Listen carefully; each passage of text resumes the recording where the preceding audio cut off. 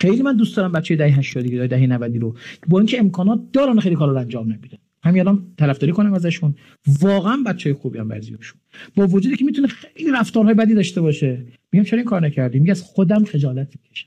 چقدر این فهمیده و سنجیده، عزت نفسش بالاست، آدم مثلا کیف میکنه. من اینا رو بیشتر قبول دارم. ما امکانات نداشتیم و خیلی خط قرمز رو نشکنیم، اینا امکانات دارن میتونن بشکنن نمیشکنن، که جلوتره. کسی که میتواند انجام نمیداد همیشه بالاتره، نه کسی که نداشته است.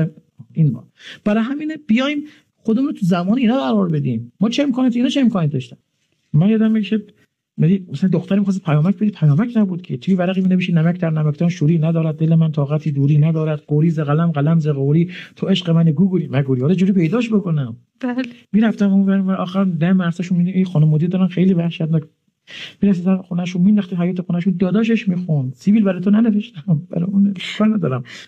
بعد میگه ما آدمای سالمی هستیم. اون زمان گناه نبود، اون چی نبود.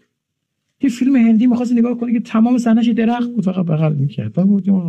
بعد اونم تو برق میرفت، اون ویدیو تو بیا پیدا کنی توی الله بیاری کمیته نگیرتت فلان. الان بچه اراده کنه به عالم وصل میشه، اراده کنه با همین گوشی در عرض 4 ثانیه به هر چی که منفی و مثبت وصل میشه، ولی خودش نگه داشته، خط قرمز نمیشه کنه.